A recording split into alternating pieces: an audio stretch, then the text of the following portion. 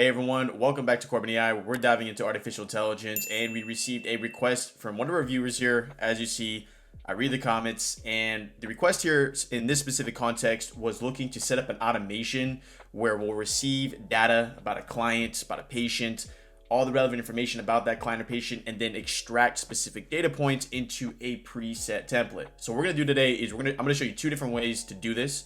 One's free, one's paid. And on top of that, we're going to use it in the context of creating a statement of work. But this process can be replicated for anything else when it comes to data extraction and pushing data towards a specific document like a contract. So without further ado, let's go ahead and jump into today's video where we're going to go ahead and start leveraging the ability to do this. Now, the first thing I want to point out is the paid way to do this. So everything I'm going to show you in this automation can be done to the point of having a signable contract using a PandaDoc integration. Now, the reason I'm not going to dive into too much in depth about PandaDoc in this tutorial is because in order to do this, it is paid and it actually is a little bit expensive. So this is around $50 a month, I believe, to do this completely automatic to the point where you'd have the contract ready to be signed and sent over to the individual. But what I'm going to show you today is essentially putting it into a Google Doc as the last page. Therefore, you have all the relevant information in that Google Doc and you're ready to push it out. In theory, this could be an entire legal contract. You could replicate this too. But also, typically, in at least how we structure our contracts here, you'll have a very general contract or very specific contract to what your service or product is. And then you can kind of add your additional information in something called an addendum or a exhibit A. So what we're going to learn how to do today is going to create a automatically filling the data here. But if you want to do it truly automatic to the point of you can send an email for a contract ready to go with all the information filled out, PandaDoc is your bet here. It just costs money. So we're going to go ahead and learn how to do it today though, without, hurting the bank and doing it for completely free. Okay, so we're going to go ahead and use a call that we had with a client here. This was in the past. We got the go ahead from our client to use this in videos. So we're going to use this call. We're going to create a statement of work, and in the statement of work, we're going to outline three major things: the objective of the projects, the scope of the work, and the deliverables. This is standard stuff in statement of works when it comes to contract work, and we're going to go ahead and do this all automatically. So in this theory, it would be we received the transcript from the call, and all the relevant information we need for the contract is found within this transcript, as you see here, and this can go really big, really small. If you want to learn how to deal with really large amounts of data, go ahead and check out our PDF series here. We show you how to break it down. I'm going to go ahead and link a very specific video that shows you how to really deal with manipulating data. It's going to be right up there. It's going to be called Automate PDF Analysis. This can be applied to any of the videos you found here. So without further ado, let's go ahead and jump in here. So we're going to say create new Zapier. Whatever your major starting point for your data, you can apply to this as well. So for us, we're just going to go ahead and do... In theory, this would be like new document found in the folder. So you'd be dragging your PDF or you'd be dragging your, the new document that's created. As I said, check out the other videos if you want to see how to analyze PDFs and turn them to Google Docs and deal with the data. For now, though, we're going to assume that we just received this transcript call from a Google Meet. So we're going to go ahead and do Google Drive here. And we're going to do a new file and folder. So it's only triggered in that specific folder here. We're going to choose our courses account here. And we're going to continue here. So let's go and do this, continue, and then I'm going to find the drive is not too important. The specific folder it is found in, which I believe is in test data. And then this should find the specific file we're dealing with today, titled Rumen and Web Cafe AI. I'm going to test trigger here. We should get it here. Perfect. We got our relevant file. So the next thing we need to do here is we're going to go ahead and make sure we can get our relevant data that's associated with the file. To do so, we are going to use a code block here. So code is going to allow us to actually extract the underlying information found in that document. If we don't add this code block, it's just going to be file, text, exists but not shown. If you're familiar with this channel, then you know exactly the code block we're going to use here. This is a very common one in the context of extracting data from points that aren't available or readily available. What I mean by that is if I were to go ahead and try to find all the text associated, such as all this text right here, I'm not gonna be able to find it. Zapier just doesn't provide it. I think this is due to passing, UI wise, it doesn't look amazing. So for us, we're just gonna go ahead and do file and make sure you choose the one that says file text. So do file text. There we go. Don't do file. It's not gonna work. You gotta do file text. And we're gonna go ahead and paste our code block here. This code block identifies that we are going to output up to 10,000 words found in this data point You got more words, put more, make this higher, right? Hit continue. I'm gonna test this step, and we should get all the relevant data that we need for this automation outputted right here of code. There we go. So we got the entire transcript from that call here.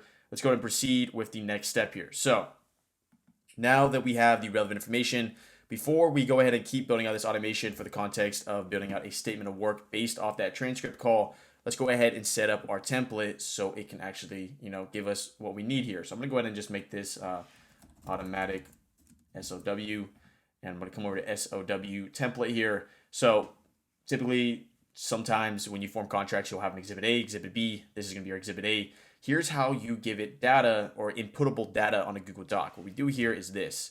We add this right here. So we're gonna add 2 curly brackets, and let me go ahead and zoom in here. 2 curly brackets, and I'm just gonna put date, and then 2 more curly brackets, and I can go to enter this in a little bit. So this is what allows us to put in relevant information about our process here. So I'm gonna go ahead and just remove all this underline because it's not necessary. Just gonna put date here. And then in theory, this would be the company you're dealing with here. So we would put, let me go ahead and just do this. Do company and do brackets again. And now we have the statement of work. So if you're familiar with this channel, I encourage you to check out ways of formatting ChatGPT outputs, as this could get complex, where I could do, objective, and then we could do scope of work. So I could make every single one of these its own like data point, and we can kind of analyze past that. But what I'm gonna do for this video is just gonna do SOW here. And this is where we're just gonna put in an entire ChatGPT output based off the relevant information we provided. Furthermore, I could take the extra step here of putting in variable points for the by, print's name, title, date. I mean, it's gonna be me, so I don't necessarily have to put that in every single time. I could just write that in as fixed text, right? So, and kind of proceed from there. But for now though, we have set up our template. We're gonna put the date here, we're gonna put the company here, we're gonna put the SOW. So now that we've set up our template that we can call upon for multiple use cases, we can come back over here. So let's go ahead and use a ChatGPT block here. So I'm gonna go ahead, in theory, I could proceed using maybe a little less GPT here, but I'm gonna use enough for if you're dealing with really large documents, you can handle it better. So I'm gonna hit continue here. Obviously, we're gonna do a conversation. We're gonna say based on this transcription we had with a potential client. I'm gonna go ahead and add context here. Context. Web Cafe AI is an AI agency. So this is where you'd be out of your context that provides artificial intelligence solutions using automation. So this is where you get, so if you're healthcare, you provide your healthcare context, provide specifically if your name shows up in the data you're putting in, you want to make sure you identify that you are the, you're the agency and this is the transcript. You want to give yourself some space here. We're gonna say based off this transcription, we had a potential client, and we'll do transcript, parentheses.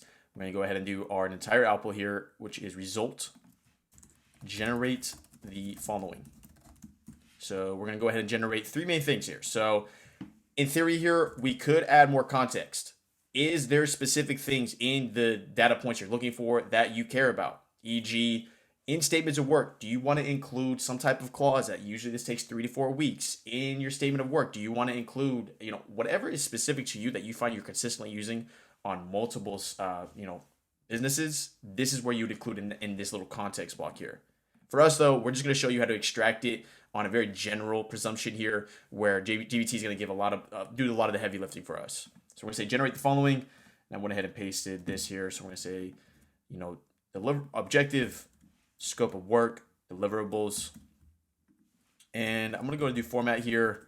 Actually, I'm not going to do a formatter yet. I actually just want to see what the output would look like on this first go around. If I need to add a formatter block, I will, depending on how this looks.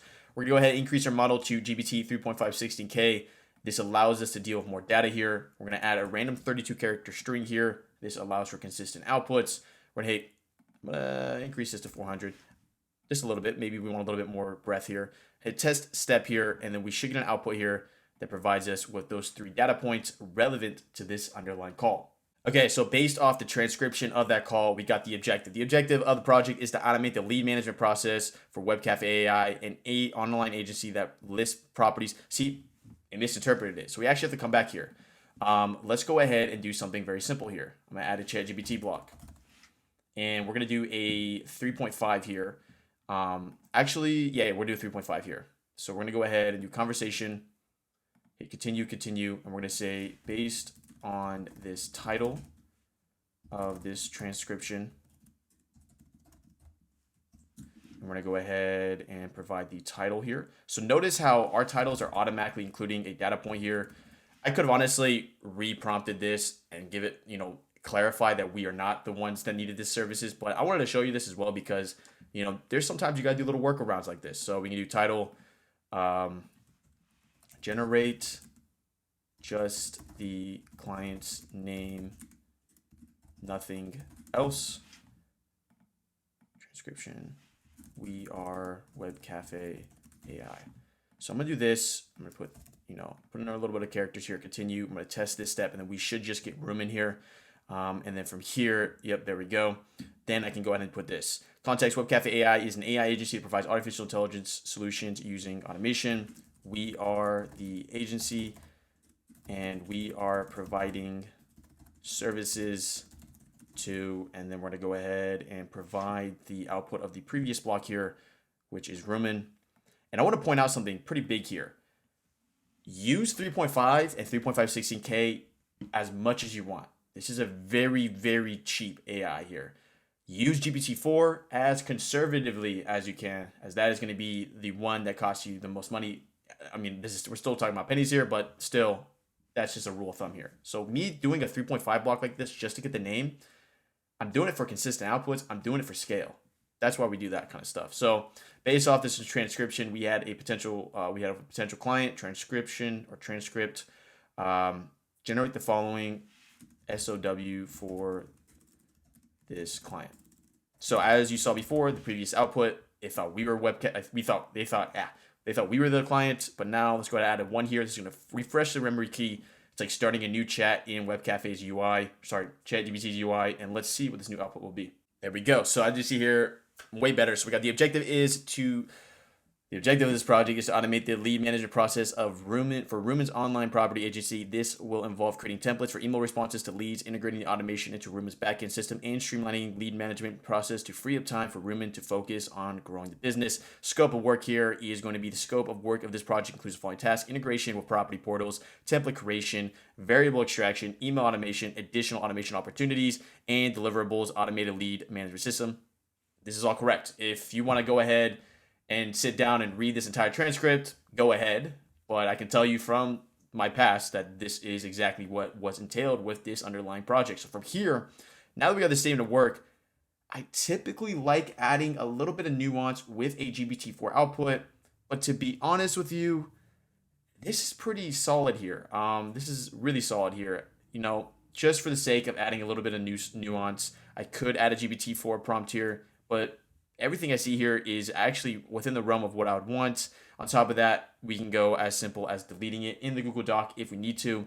But let's just add a GPT-4 block here just for the sake of showing you how to do it. So we're going to do GPT-4 or ChatGPT. We're going to do conversation. Actually, let me just go ahead and make my life a lot easier here and just duplicate this. So put this down here.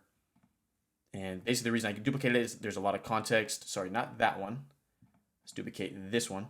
We've already kind of established context. A lot of this stuff is we're just kind of refreshing GPT's memory again. So context, Web Cafe AI is an AI agency that provides artificial intelligence solutions, so on and so forth. Let's go ahead and bang that buck again and get another Rumen output here with this original ChatGPT block. So we're using it in 2 blocks for fine tuning. And we're going to say based off this statement of work, we had with a potential client, or for this potential client, and we're going to do SOW here, and then we're going to delete this, and we're going to provide the original output here. So you could add a little bit of fine tuning, as I said before, in that 3.516K here, but if you want to ensure that you get the best possible output when dealing with data points and it's actually going into a contract, this is kind of maybe where you'd add a little bit more fine tuning here on regards to how you want it to look. Why? Because now we're using a GPT-4 model here. And if you're familiar with this channel, I basically say that any really limited use cases where you'll never end on a GPT-4 block when it comes to data manipulation and data formatting. Therefore, it is a good rule of thumb to always go with, if you have 8 ChatGPT 3.5 blocks, the last block I want you to have, no matter what, I don't care what you say, is a GPT-4 block. Ensures consistency, and it's going to basically save your butt sometimes when ChatGPT can get a little crazy, as this has a lot more comprehension when dealing with outputs. So, based on the statement of work, potential client, let me just look at it real quick. There's some stuff that I didn't like necessarily in this output, such as alluding to future work opportunities, which wasn't good in ad context. So additional automation opportunities. See, this is not necessary in a statement of work. And then this one right here at the bottom. So let's go ahead and just say this. Generate the statement of work just for the project at hand. Don't allude to any future work with client. Furthermore, keep the same structuring and don't have superfluous text. So I don't know if GPT is going to know what I'm talking about when I say superfluous. Let's see if I can spell this correct. And the context of when I say superfluous text, I'm referring to the text at the bottom there. I mean, that's superfluous. We don't need it. It's extra, unnecessary for the end conversion event of a statement of work. So I'm going to go ahead and see if this works fine. We got GPT-4 here. We got a random memory key. Let's go ahead and, put this down to 300 tokens. I'm going to hit continue here, and I'm going to test this step.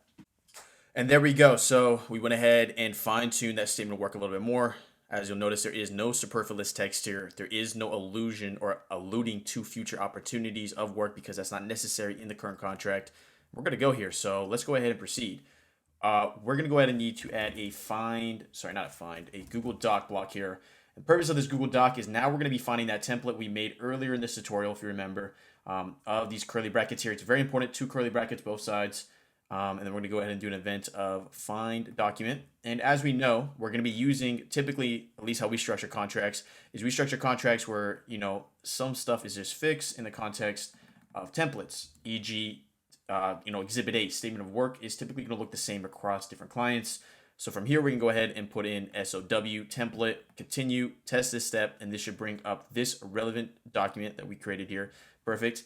Now that we have this, we're going to go ahead and add another Google Doc step here. With this, we're going to create an event of create document from template.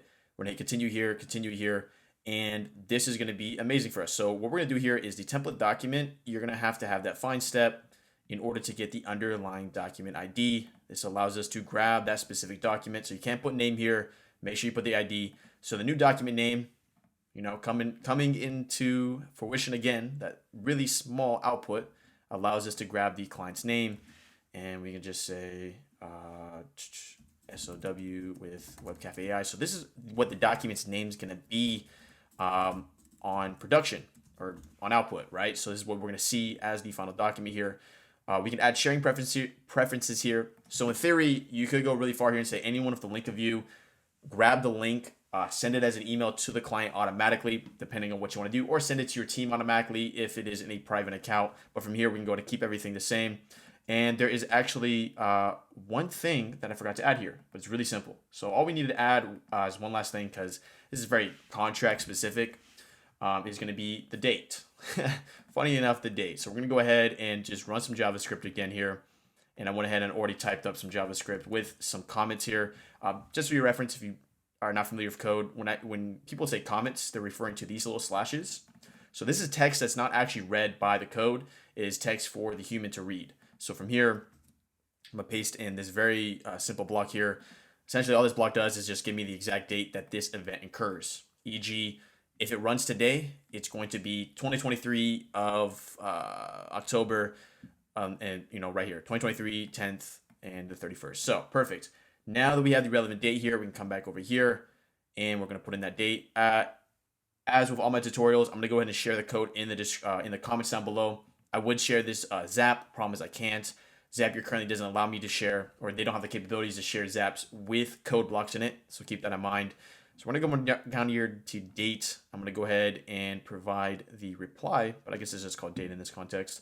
And that's going to be the date, the company. For now, we'll just put in the individual's name. I could have probably added a ChatGPT block there that basically finds a specific company that's been identified in this in the transcription text. But for now, I think you got a good understanding of that. And then the SOW is going to be our last block here. That was the GPT-4 block, which was the reply. So with all this new information, we're going to go ahead and put this new document in a specific folder. And that's just going to be your SOW example here. You can put it into a different folder that maybe you've shared with your team. From here, though, this should be good to go. Let's make sure we got our, okay, perfect. I'm going to go ahead and test this step. Jump it over to SOW example. We should see it. 1, 2, 3, boom. 1, 2, 3, boom. There we go. Okay. So let's go and jump over here. It looks like there might have been an error. No, there wasn't an error. Okay, perfect. As you see here, we got it. So we got our relevant date. We got our relevant company name, and we got the statement of work. Yes, the formatting is not amazing. In theory, I could have went the extra step here, added a little bit of HTML formatting in the output here so it looks a little bit better. You know what? Let's go ahead and do it. So we're going to go ahead and add a formatter block here. We're going to say format, output in HTML. Use bold text when deemed necessary. Now, this is not like 100% important, but you know, just so you can get a little bit of idea that this can look a lot better for the output. Here we go. So we're gonna continue here. We're gonna retest this up. Let's see if we get a good HTML output that I like, and let's see what it looks like real quick. Okay, so that didn't work. I'm gonna try it again. Let me just maybe give it less information in your format. I'll put HTML, and let's see if this works. Continue sometime, and this is why memory key is important. I'm cleaning this slate again. That didn't give me a HTML output, at least from what I could see. So I'm going to go ahead and retest this step again, and you know, this should work. There we go. So we got a nice little output of HTML here. This wasn't super important, but from here, as you see, we got our new data point here. I'm going to go ahead and retest this step. Let's jump back over to that Google Drive folder. Okay, interesting. That is actually very new. I didn't even know that was a thing. Okay, so let me go ahead and see if we can pop up here. Okay, so I actually learned something today. So you can't actually output with HTML when it is a data point for a template. Keep that in mind. You can do it in the context of creating a new document. So I'll go ahead and just show you that real quick of basically what I was trying to achieve here.